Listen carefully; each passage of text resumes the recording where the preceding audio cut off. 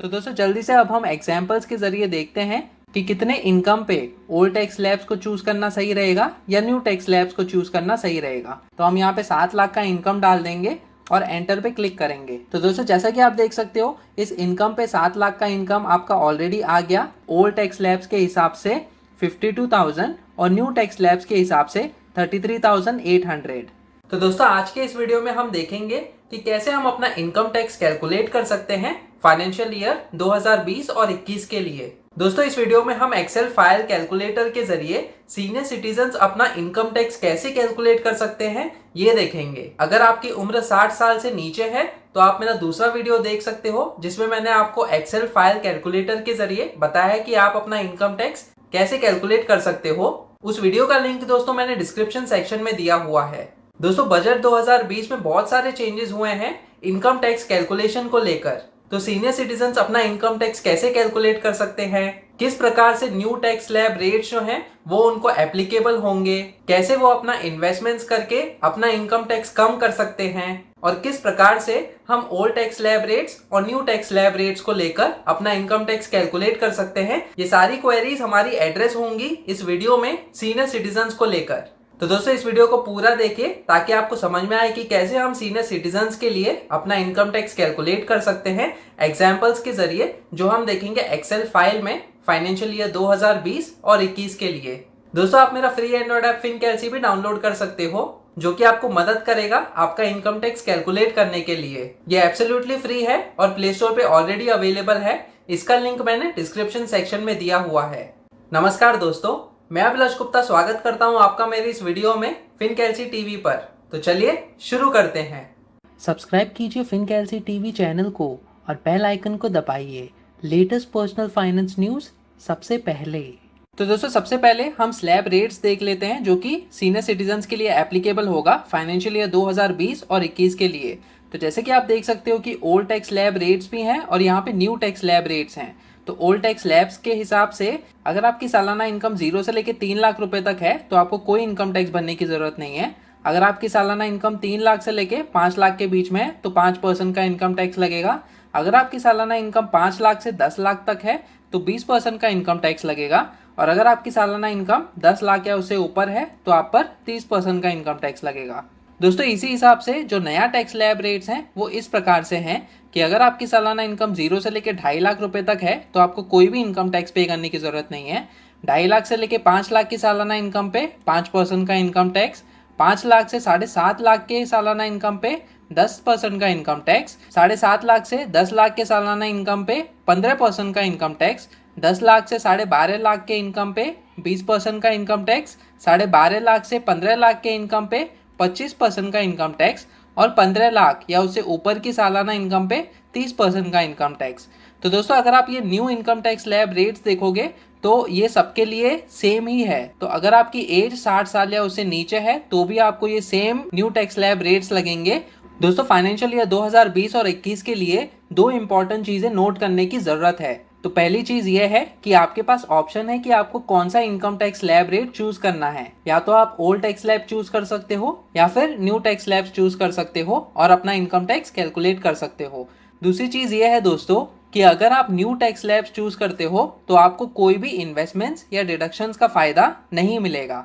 तो जैसे कि अगर आप इन्वेस्टमेंट करते हो अपने एटीसी सेक्शन में या फिर मेडिकल इंश्योरेंस का आपका इन्वेस्टमेंट है तो आपको वैसे इन्वेस्टमेंट्स क्लेम करने का ऑप्शन नहीं मिलेगा इस न्यू टैक्स स्लैब्स को लेकर और आपकी जो भी इनकम है उसके हिसाब से आपको कैलकुलेट करना पड़ेगा अपना इनकम टैक्स। लेकिन अगर आप ओल्ड टैक्स स्लैब्स चूज करते हो तो आप इन्वेस्टमेंट्स को क्लेम करके अपना इनकम टैक्स बचा सकते हो और कम भी कर सकते हो। तो चलिए दोस्तों जल्दी से अब हम एक्सेल शीट की तरफ बढ़ते हैं जहां पे हम देखेंगे कि अपना इनकम टैक्स कैसे कैलकुलेट किया जाए फाइनेंशियल ईयर 2020 और 21 के लिए सीनियर सिटीजन्स के लिए। तो जैसे कि आप देख सकते हो ये जो एक्सेल शीट है यहाँ पे ऑलरेडी मैंने थोड़े से लेबल्स डिफाइन किए हुए हैं और ये जो कैलकुलेटर है दोस्तों ये सीनियर सिटीजन्स के लिए है जिनकी उम्र 60 से लेके 79 ईयर्स के बीच में है। दोस्तों जैसे मैंने आपको वीडियो के शुरू में कहा कि अगर आपकी उम्र 60 साल या उससे नीचे है तो आप मेरा दूसरा वीडियो देख सकते हो जिसमें मैंने आपको ये समझाया कि कैसे आप एक्सेल शीट के जरिए ये देख सकते हो कि अपना इनकम टैक्स कैसे कैलकुलेट किया जाए।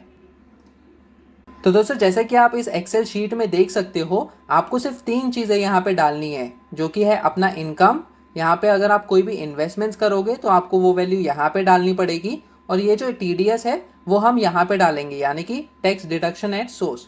तो इस 3 वैल्यूज़ के ज़रिए आपका जो भी कैलकुलेशन होगा ना दोस्तों, वो सारा कैलकुलेशन आपको यहाँ पे दिखाई देगा। आपके ओल्ड टैक्स स्लैब्स रेट्स के हिसाब से आपको वैल्यूज़ यहाँ पे दिखेंगी, और न्यू टैक्स स्लैब रेट्स के ज़रिए आपको वैल्यूज़ यहाँ पे दिखेंगी। तो दोस्तों जल्दी से अब हम एग्जाम्पल्स के ज़रिए देखते हैं कि कितने इनकम पे ओल्ड टैक्स स्लैब्स को चूज़ करना सही रहेगा या न्यू टैक्स स्लैब्स को चूज़ करना सही रहेगा। तो दोस्तों सबसे पहला सिनेरियो हम लेते हैं कि अगर आपकी सालाना इनकम 7 लाख है, तो हम यहाँ पे 7 लाख का इनकम डाल देंगे और एंटर पे क्लिक करेंगे। तो दोस्तों जैसा कि आप देख सकते हो, इस इनकम पे 7 लाख का इनकम आपका ऑलरेडी आ गया ओल्ड और न्यू टैक्स स्लैब्स के कॉलम्स में। आपने इन्वेस्टमेंट्स कोई भी नहीं किया, इसलिए यहाँ पे 0 का वैल्यू दिखा रहा है। आपकी टैक्सेबल इनकम है ना दोस्तों, वो है 7 लाख रुपए, क्योंकि आपने कोई भी इन्वेस्टमेंट्स नहीं किया है। तो दोस्तों यहाँ पे बहुत ही इंपॉर्टेंट चीज़ यहाँ से शुरू होती है कि आपको दिखाया जाता है कि स्लैब रेट्स के जरिए आपका कितना इनकम टैक्स होता है। तो दोस्तों जैसा कि आप देख सकते हो, यहाँ पे ओल्ड टैक्स स्लैब्स के जरिए जो 5% का रेट है वो लगाया आपके 3 लाख और 5 लाख के इनकम के बीच में। तो दोस्तों ये 10,000 का जो इनकम टैक्स है ये कैसे कैलकुलेट हुआ है, ये भी मैं आपको जल्दी से बता देता हूँ। तो कभी भी आप अपना इनकम टैक्स कैलकुलेट करो तो बहुत ही सिंपल सा फॉर्मूला है, जो कि है आपका स्लैब रेट आप मल्टीप्लाई करोगे आपके इनकम से, और फिर उसको आप डिवाइड करोगे 100 से। तो दोस्तों हमारे ये जो 10,000 का वैल्यू है उसमें आपका जो स्लैब रेट है वो 5% का है, क्योंकि हम इनकम जो है वो इसके बीच में कैलकुलेट करेंगे, जो कि है 3 लाख और 5 लाख रुपए के बीच में। जो स्लैब रेट है वो 5% का है, तो यहाँ पे आपका 5% आएगा। आपकी इनकम जो है वो इसका डिफरेंस होगा, जो कि होगा 3 लाख और 5 लाख के बीच में, जो कि है 2 लाख रुपए, और फिर आप इसको डिवाइड करोगे 100 से। तो जल्दी से अब हम इसको कैलकुलेट करते हैं दोस्तों। तो 5% को आप मल्टीप्लाई करोगे आपके इनकम से, जो कि है 2 लाख रुपए, और फिर डिवाइड करोगे 100 से। तो आपको जो वैल्यू है ना दोस्तों, तो ये जो 10,000 की वैल्यू है ना दोस्तों, ये वाला यहाँ पे स्लैब 5% के सेल में आ गया है।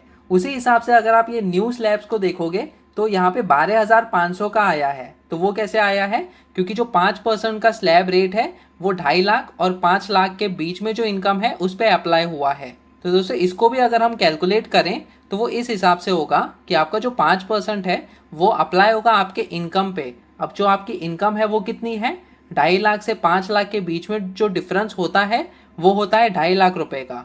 तो अब हम 2.5 लाख रुपए का जो इनकम है वो डालेंगे, और फिर हम डिवाइड करेंगे 100 से, और फिर जो वैल्यू है वो है 12,500 रुपये।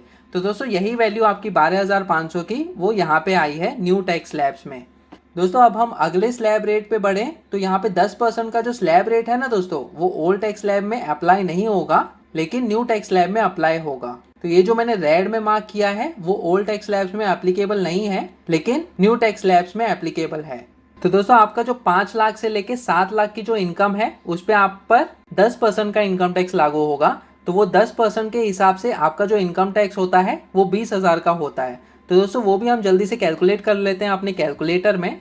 तो आपका जो स्लैब रेट है वो 10% है, और फिर आप मल्टीप्लाई करोगे इस इनकम पे, जो कि है 5 लाख और 7 लाख के बीच में, क्योंकि 7 लाख का आपका टैक्सेबल इनकम है। तो उसके हिसाब से आपकी इनकम होती है 2 लाख रुपए की, जो कि डिफरेंस है 5 लाख और 7 लाख के बीच में, और फिर हम इसको डिवाइड करेंगे 100 से। तो दोस्तों ये जो 20,000 का इनकम टैक्स है वो हमने यहाँ पे डाल दिया है। तो दोस्तों इसी हिसाब से आपका इनकम टैक्स कैलकुलेट होता है न्यू टैक्स स्लैब्स को लेकर और ओल्ड टैक्स स्लैब्स को लेकर।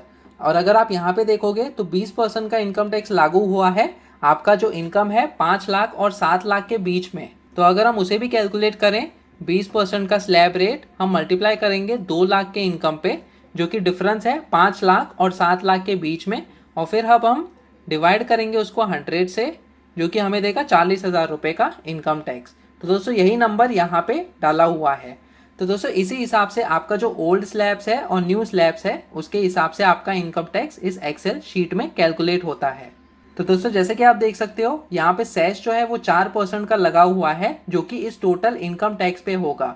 यानी कि आपका जो 50,000 का इनकम टैक्स है जो कि ओल्ड टैक्स स्लैब्स के हिसाब से होता है, उस पर आप पर 4% का सेस लगेगा, जो कि 2,000 रुपये का है। और यहाँ पे जो है वो 32,500 के इनकम टैक्स पे आप पर 4% का जो सेस लगेगा वो होगा 1,300 रुपये। तो दोस्तों जैसे कि आप देख सकते हो ये जो टोटल इनकम टैक्स है 7 लाख के इनकम पे और बिना किसी इन्वेस्टमेंट पे वो है ओल्ड टैक्स स्लैब्स के हिसाब से 52,000 और न्यू टैक्स स्लैब्स के हिसाब से 33,800। तो दोस्तों अगर हम इस एग्जाम्पल को देखें, अगर आप कोई भी इन्वेस्टमेंट नहीं करते हो तो इसमें यही अच्छा डिसीजन रहेगा कि आप न्यू टैक्स स्लैब्स को चूज करें, क्योंकि आपको उसमें कम इनकम टैक्स पे करने की जरूरत पड़ेगी। दोस्तों एक बहुत ही इंपॉर्टेंट चीज मैं आपको अभी ये कहना चाहूंगा कि ये जो टैक्स रिबेट है अंडर सेक्शन 87A ये अप्लाई होगा जब आपकी जो टैक्सेबल इनकम है वो 5 लाख या उससे नीचे है। यानी कि अगर आपकी टोटल इनकम और फिर अगर आप माइनस करते हो उसमें से इन्वेस्टमेंट्स और फिर अगर आपका टैक्सेबल इनकम जो है वो 5 लाख या उससे कम का आता है तो आपको मैक्सिमम 12,500 रुपये का टैक्स रिबेट मिलता है, जिसके हिसाब से आपको उतना ही कम पैसा आपको इनकम टैक्स के बतौर भरना पड़ता है। दोस्तों दूसरी इंपॉर्टेंट चीज अगर मैं आपको ये बताऊं कि किसी भी तरह अगर आप अपनी इनकम जो आपकी सालाना इनकम है उसको अगर आप 5 लाख या उससे नीचे लाते हो तो आपको कोई भी इनकम टैक्स पे करने की जरूरत नहीं है ओल्ड टैक्स स्लैब्स के हिसाब से। तो दोस्तों अब हम इसी एग्जाम्पल को एक्सटेंड करते हैं और अगर समझिए आपने इन्वेस्टमेंट डाला है 2 लाख रुपए का, तो अब हम यहाँ पे 2 लाख का इन्वेस्टमेंट डालेंगे। इसके हिसाब से अगर मैं एंटर पे क्लिक करूँ तो आपका जो टैक्सेबल इनकम हो जाता है ना दोस्तों वो होता है 5 लाख रुपए, क्योंकि आपने जो इन्वेस्टमेंट किया है वो 2 लाख रुपए का इन्वेस्टमेंट है। तो इसी हिसाब से आपके जो स्लैब रेट्स के हिसाब से इनकम टैक्स कैलकुलेट होगा वो इस प्रकार से होगा। और जैसे कि आप देख सकते हो कि टैक्स रिबेट यहाँ पे अप्लाई हुआ है, यानी कि आपका जो स्लैब रेट है 5% के हिसाब से आपको 10,000 का इनकम टैक्स भरना पड़ेगा, लेकिन आपकी जो टैक्सेबल इनकम है वो 5 लाख है। तो इसके हिसाब से जो भी आपका इनकम टैक्स होता है ना दोस्तों वो कैंसिल हो जाता है टैक्स रिबेट के हिसाब से और आपको कोई भी इनकम टैक्स पे करने की जरूरत नहीं है। तो दोस्तों अगर हम दूसरे सिनेरियो को देखें कि अगर आपकी सालाना इनकम 7 लाख रुपए है और अगर आप इन्वेस्टमेंट करते हो 2 लाख रुपए का, तो आपकी टोटल टैक्सेबल इनकम हो जाती है 5 लाख रुपए ओल्ड टैक्स स्लैब्स को लेकर। और इस 5 लाख के टैक्सेबल इनकम के हिसाब से आपको कोई भी इनकम टैक्स पे करने की जरूरत नहीं है। लेकिन ये चीज़ दोस्तों आपको न्यू टैक्स स्लैब्स में नहीं मिलेगी, क्योंकि जैसे कि मैंने आपको वीडियो के शुरू में कहा कि इन्वेस्टमेंट्स अगर आप करते हो तो आपको सिर्फ ओल्ड टैक्स स्लैब्स में ही वो इन्वेस्टमेंट्स एप्लीकेबल होंगे, न्यू टैक्स स्लैब्स में वो वाले इन्वेस्टमेंट्स एप्लीकेबल नहीं होंगे। इसीलिए आपको ये जो इन्वेस्टमेंट्स दिख रहा है वो यहाँ पे 0 दिख रहा है दोस्तों। तो ये वाला जो सेल है ये कभी भी एप्लीकेबल नहीं होगा, भले ही आप कितना भी इन्वेस्टमेंट्स कर लें सेक्शन 80C या सेक्शन 80D या फिर किसी भी इन्वेस्टमेंट्स में।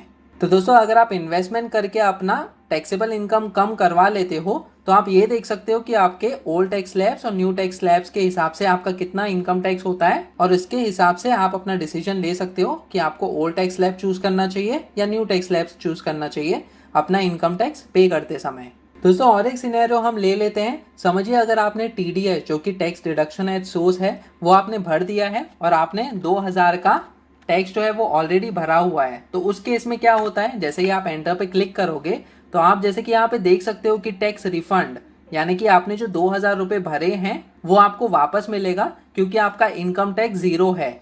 तो दोस्तों इस तरह हम सिर्फ ये 3 वैल्यूज जो हैं इस एक्सेल फाइल में डालकर अपना कितना इनकम टैक्स होता है ये हम देख सकते हैं बहुत ही आसानी से।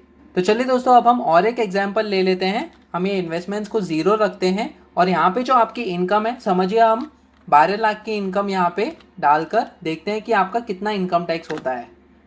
तो जैसे कि आप देख सकते हो कि 12 लाख की इनकम पे आपके ओल्ड टैक्स स्लैब्स के जरिए आपका जो इनकम टैक्स होता है वो होता है 1,76,800 और न्यू टैक्स स्लैब्स के जरिए आपका इनकम टैक्स होता है 1,19,600। तो दोस्तों जैसा कि आप देख सकते हो यहाँ पे न्यू टैक्स स्लैब रेट्स को चूज करना ही बेहतर डिसीजन रहेगा, क्योंकि आपका इनकम टैक्स जो आप पे करोगे न्यू टैक्स स्लैब्स को लेकर वो कम है कंपेयर टू जो आपका इनकम टैक्स होगा ओल्ड टैक्स स्लैब्स को लेकर।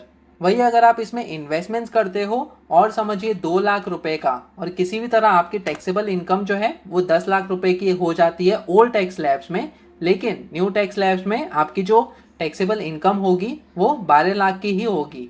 तो इस केस में आप देख सकते हो कि आपकी जो इनकम टैक्स है वो कम हो गई है, और अब जो ये इनकम टैक्स है वो है 1,14,400 और यहाँ पे है 1,19,600। तो दोस्तों इसके हिसाब से आपको अप्रोक्सीमेटली 5,000 रुपीज़ का कम इनकम टैक्स भरना पड़ेगा।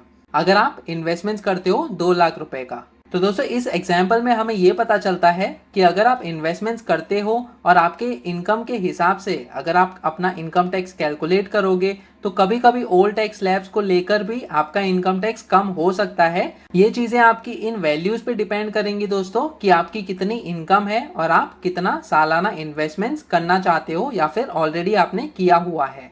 तो दोस्तों इस वीडियो में मेरा एम तो यही था कि आपको मैं अच्छे तरीके से समझाऊं कि कैसे आपका इनकम टैक्स कैलकुलेट होगा फाइनेंशियल ईयर 2020 और 21 के लिए और किस हिसाब से आप इन्वेस्टमेंट्स करके अपना इनकम टैक्स कम करवा सकते हो और चूज कर सकते हो कि आपको ओल्ड टैक्स स्लैब्स के हिसाब से अपना इनकम टैक्स बनना है या फिर न्यू टैक्स स्लैब्स के हिसाब से अपना इनकम टैक्स बनना है।